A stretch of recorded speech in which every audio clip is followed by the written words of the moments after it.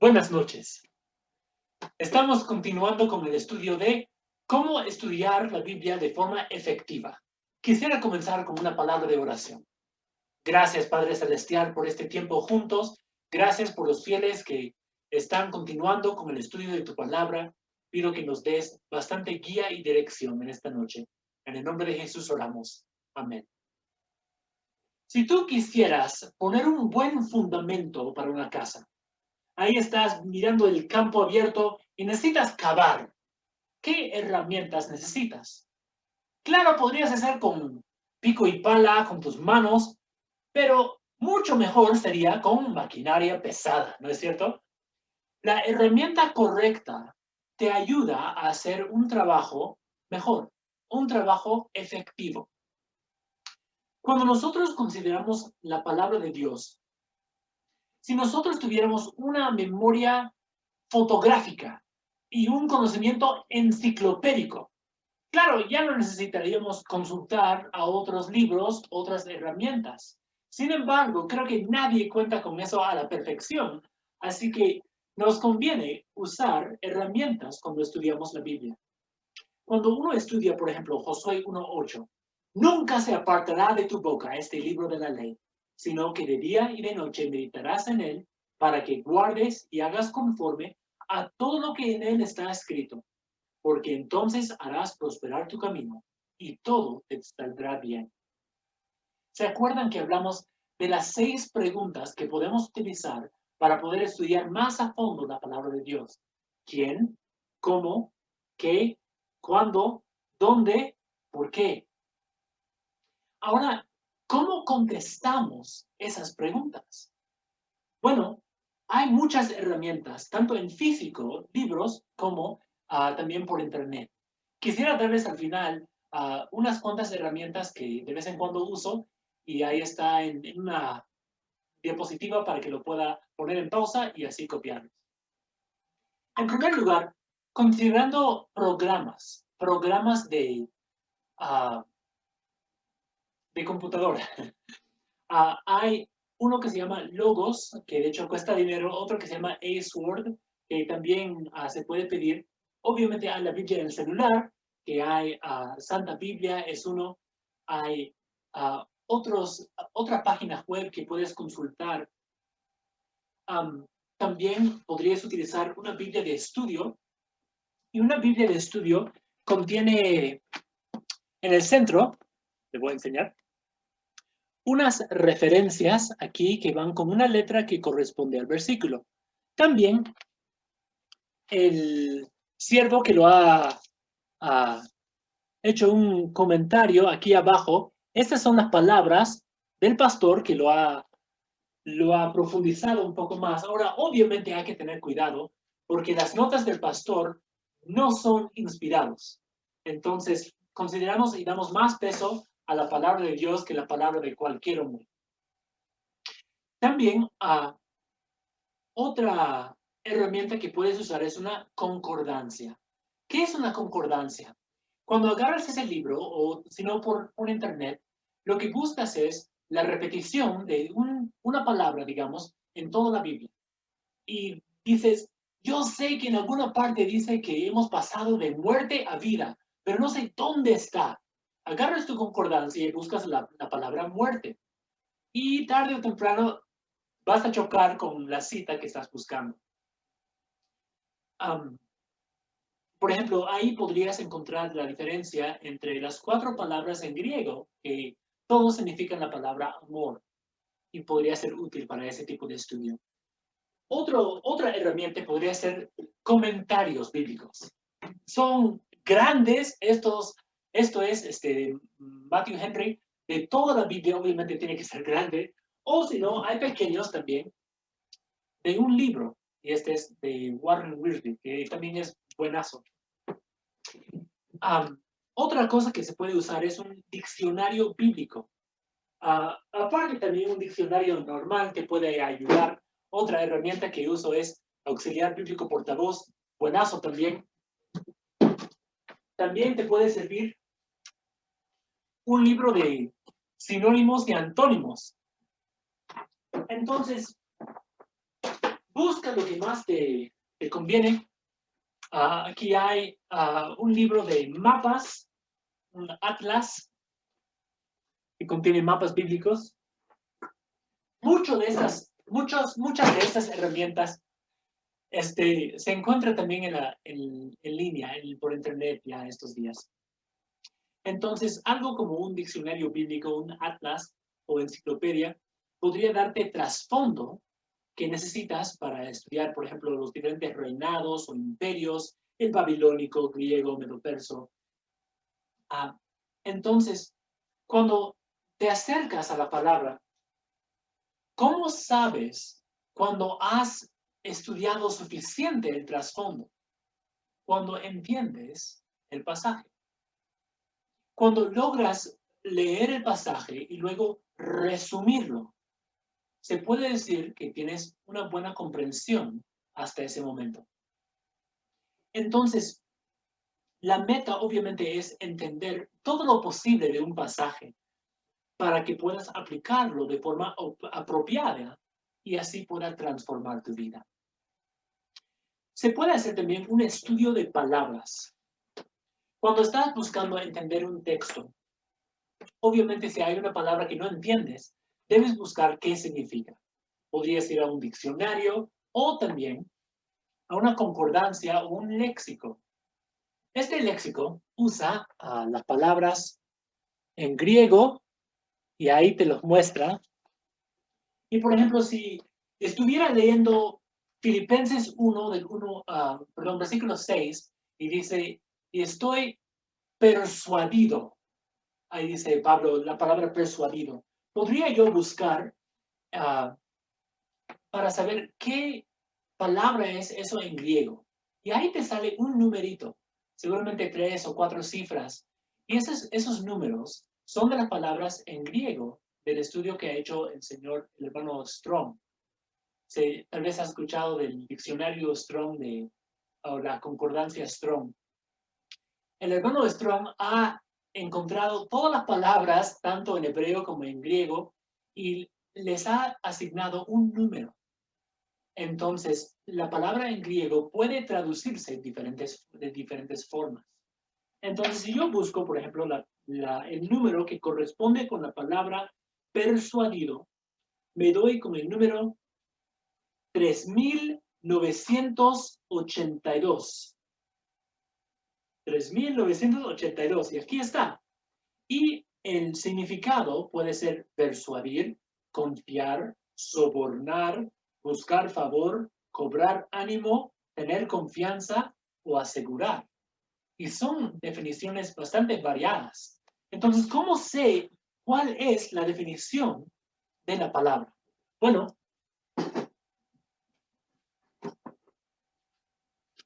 hay todo el rango de lo que podría significar una palabra. ¿Y cómo sabes cuál es su significado específico? Bueno, tienes que mirar su uso. ¿Cómo miras cuál es su uso? Vas al texto y te guías por el contexto del texto. De esa forma, de todo el rango de significados de la palabra persuadido, miras el uso dentro del contexto y llegas a un significado específico. En este caso, guiándonos por el versículo Filipenses 1:6, mejor lo busco. Filipenses 1:6 dice, estando persuadido de esto, que el que comenzó en vosotros la buena obra, la perfeccionará hasta el día de Jesucristo. Entonces, Pablo está persuadido. Miramos aquí todas las posibles definiciones. Persuadir, confiar, sobornar, buscar favor, cobrar ánimo, tener confianza, asegurar. Creo que mirando el texto podemos darnos cuenta que no significa sobornar. Entonces, guiándonos por el uso, digamos al significado, estoy confiado de esto, estoy asegurado de esto. Entonces, el mismo contexto nos va a guiar hacia el significado de la palabra. Otra palabra que se encuentra en Colosenses 1:15, un ejemplo más. Colosenses 1:15 dice, Él es la imagen del Dios invisible, el primogénito de toda criatura. Aquí estamos hablando de Jesucristo. Y dice ahí el primogénito. Pues si tú conversas con un testigo de Jehová, esa persona te va a llevar a ese texto y te va a decir, mira, Jesús es el primogénito. ¿Qué significa primogénito? Primera creación de Dios. Así que Jesús es una creación. No es Dios, es una creación de Dios. O sea, un Dios menor. Puede ser hijo de Dios, pero más no puede ser. Entonces vamos a las definiciones de la palabra primogénito y nos encontramos que podría ser primero nacido, o puede quedar Jesús con ese título primogénito aún antes de, o sea, puede él ser designado como el primogénito sin tener que ser creado. Y cuando uno busca significados, le ayuda a profundizar el texto. Jesús no es una creación de Dios. Jesús es Dios mismo, la carne. Entonces, ese es un estudio de palabras. También se puede hacer un estudio biográfico.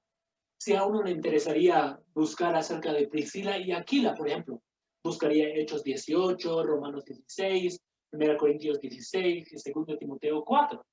Y así juntando todos los pasajes, llega a saber más o menos cómo es el carácter de esa pareja y qué cosas han hecho, cómo se relacionan con Pablo y los viajes y otras cosas. Entonces, ese es un estudio biográfico. Hay que tener cuidado en esto porque a veces hay personas que tienen el mismo nombre. Jacobo, ¿cuántos Jacobos hay en la Biblia, no? Entonces hay que tener cuidado nomás en esa parte. Luego hay estudios geográficos que se puede hacer o estudios de trasfondo. ¿Cómo te ayudaría a saber algo sobre el trasfondo de un lugar? Bueno, tomamos por ejemplo la palabra Belén. Belén, ¿qué recuerdan de Belén? Ahí es donde nació Jesús. Sería interesante saber que la palabra Belén significa casa de pan. Y justamente el que nació en Belén fue el pan de vida. Entonces, un estudio sobre el trasfondo. Sobre todo, si tú estás pensando, mira, esto, ¿sabe qué? Hasta aquí nomás, te voy a poner en pausa y otro día continúo. Esto me parece demasiado complicado y mejor hay que dejarlo a los profesionales, porque yo no estoy para eso. ¿Sabe qué? Cuando uno quiere hacer un trabajo, mide si lo puede hacer solo o si necesita ayuda. Cuando se te rompe un tubo, digamos, del water o de tu caño, tu caño, ¿tú mismo lo arreglas o llamas al profesional para que venga? Bueno, depende si tienes la habilidad. Si tienes la habilidad, claro, lo haces solo. Y si no, llamas a un profesional. Estos libros no deben darte miedo. Las personas que han escrito estos libros han hecho ya todo el trabajo. Solo te hace falta encontrar la información que buscas. Y en verdad, con tantas herramientas que están disponibles hoy, ya no es tan difícil. Quiero animarte a buscar, profundizar tu conocimiento de la palabra. No quedar en el nivel pollo. Avanzar, ya querer saber más para poder madurar tanto en tu fe como en la aplicación personal de las escrituras. El propósito de llegar a las escrituras es, tenemos que interpretarla bien para poderla aplicar bien. La meta es la transformación personal. Queremos ser transformados por la palabra. Por eso debemos buscar interpretar correctamente el pasaje. Y la interpretación comienza con observación. Si observas bien, si logras resumir lo que hay en el texto, entonces recién puedes pasar al paso de interpretación y luego aplicación. ¿Cómo sabes cuando, digamos, ahí estás en un texto, cómo sabes cuando has terminado de interpretar bien el texto? Cuando te acercas al texto, la palabra hermenéutica es el estudio de las escrituras. Sabes que has interpretado correctamente cuando logras sacar la enseñanza dentro de ese contexto. Miras de principio a final y dices, ¿cuál es la enseñanza principal en este texto?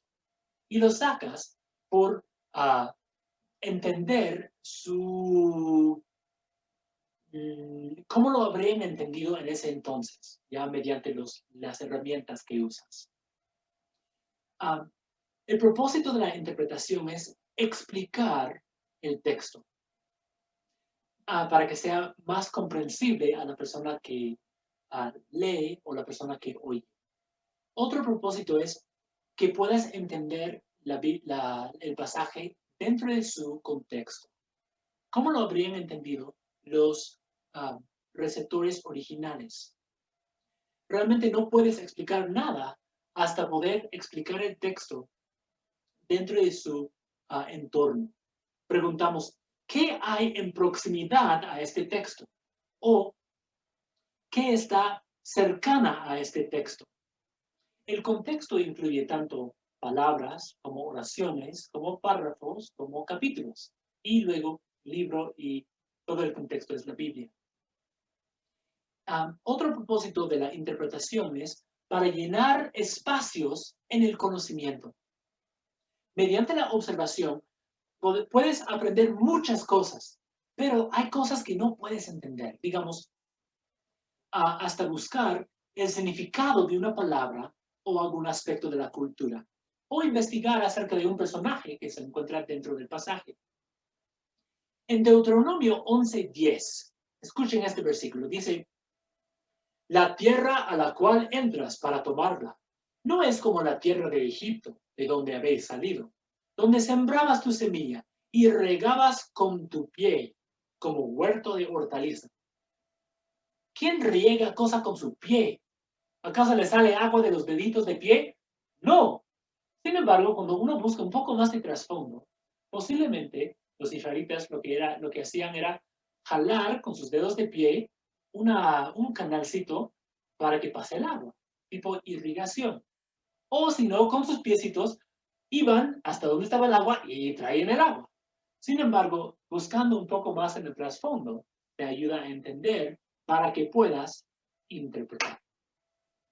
Ahora, ¿cuáles son los pasos en la interpretación? Número 1, observar.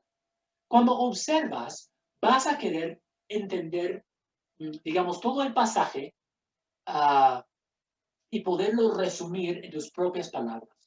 Tal vez no cada versículo vas a resumir, pero toda la historia o todo el párrafo o todos los párrafos juntos, quieres resumirlo para ver si realmente has entendido. Ese es el primer paso. Buscar producir una paráfrasis. Busca algo breve, algo claro. Busca palabras no conocidas. Tratar de conocerlas dentro del contexto histórico. Y luego busca la relación entre ese texto y lo que vino antes, lo que vino después y el tema general del libro o del capítulo. Luego, trata de identificar la idea central. Y eso vas a poder hacer mirando palabras que se repiten dentro del texto, dentro de un párrafo. La idea que une todo el pasaje. La Biblia nos enseña lo importante o lo interesante y claro, eso de forma superficial, cuando uno se acerca a la palabra, busca cosas interesantes, cosas importantes, pero hay siempre una idea central. Eso es lo que debemos buscar. ¿Qué demandaría para que saquemos nuestras propias conclusiones de un texto? Una simple leída y puedo quedar con mi idea acerca del texto. Pero, ¿qué demanda para sacar una idea central de lo que Dios escondió en el texto? Tiempo. Tiempo y estudio. Hay muchos que quedan solamente en el nivel de leer las escrituras y nunca pasan a estudiar las escrituras. ¿Qué eres tú? ¿Estudiante o solo lector? Mientras más profundizas la palabra de Dios, más Dios te va a poder hablar al corazón.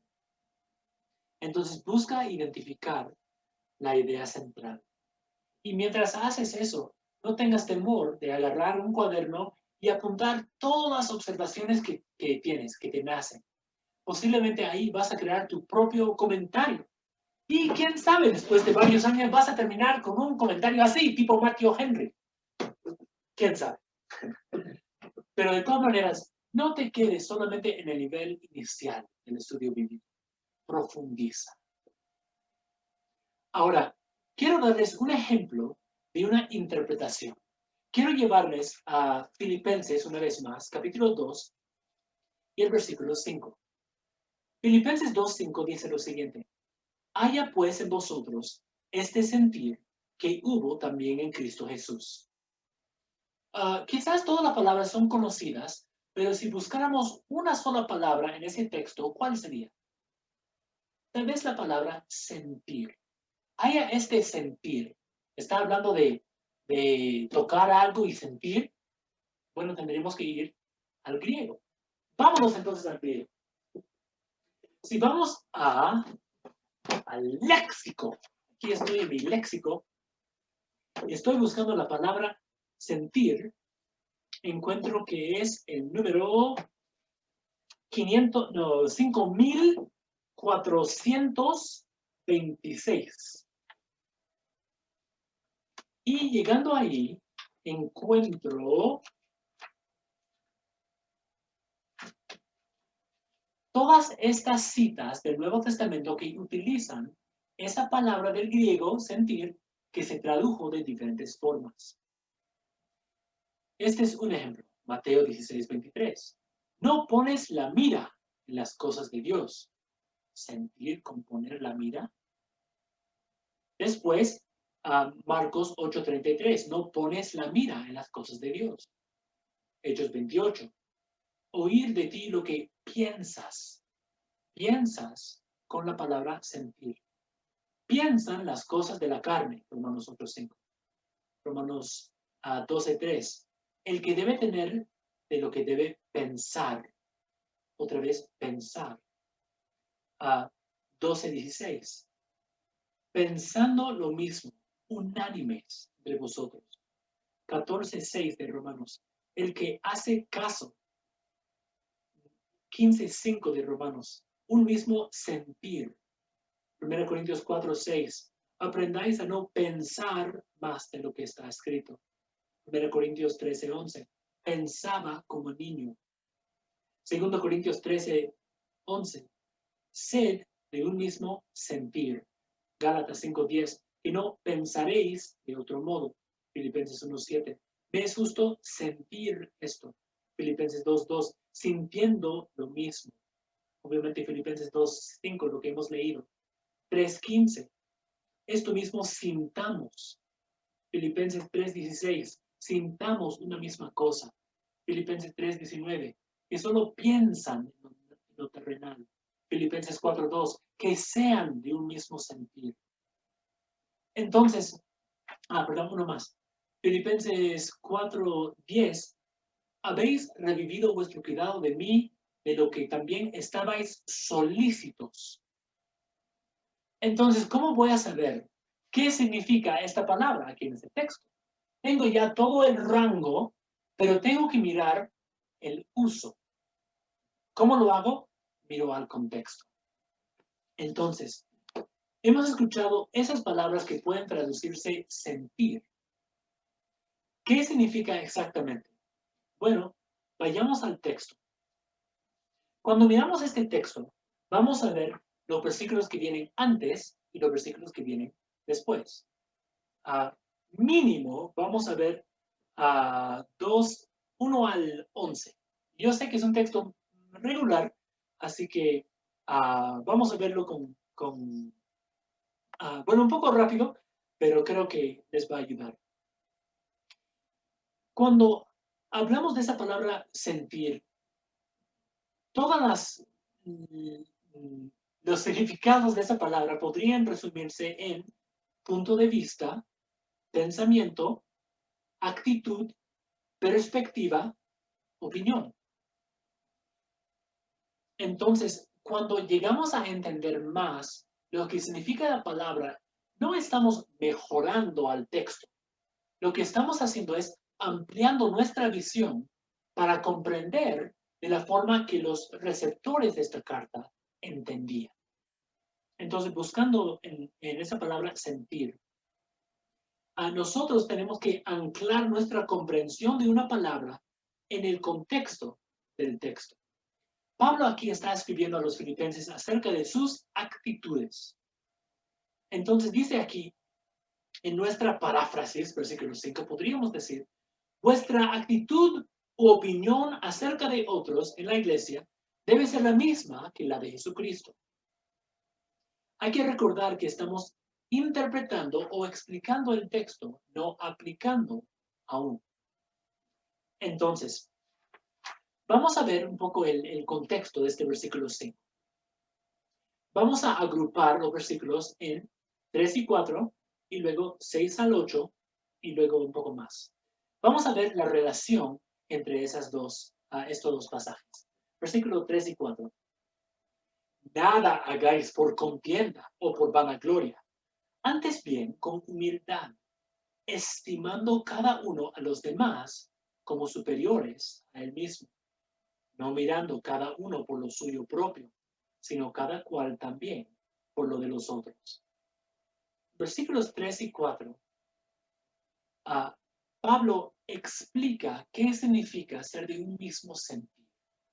En el 3 y 4 él dice, no procures sobresalir, no procures imponer tu opinión sobre otro, sino estima a cada uno, a su prójimo, como mejores que a uno mismo.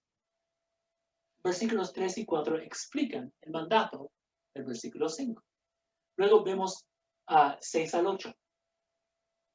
Hablando de Cristo Jesús dice, el cual, siendo en forma de Dios, no estimó el ser igual a Dios como cosa a que aferrarse, sino que se despojó de sí mismo, tomando forma de siervo, hecho semejante a los hombres.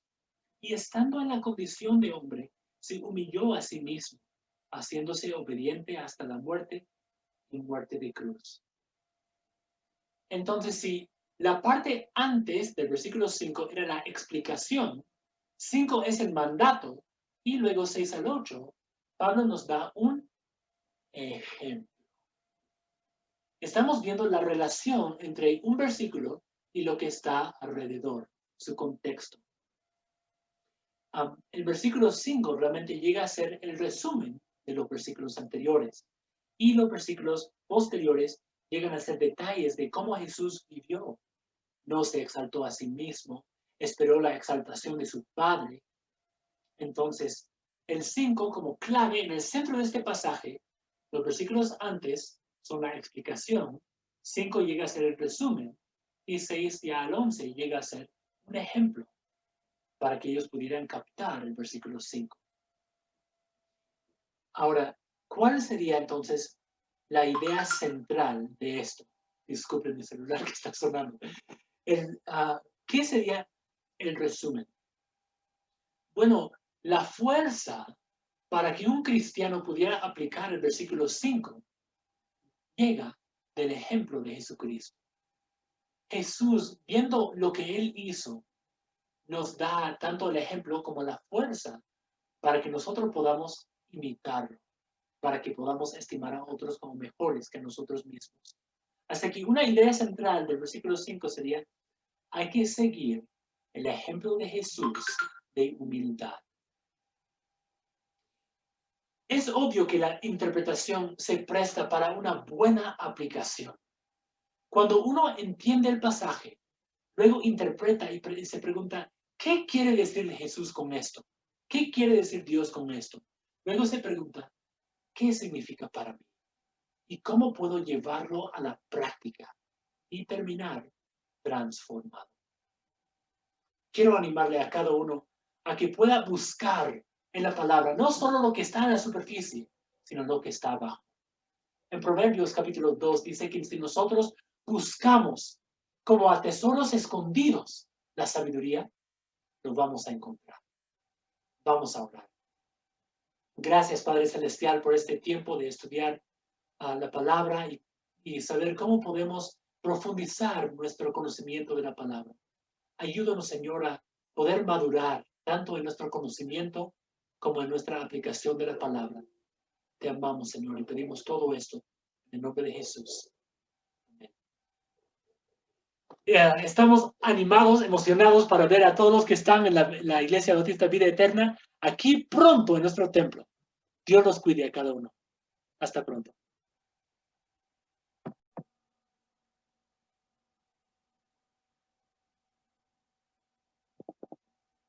Disculpen, olvidé enseñar las herramientas. Aquí están.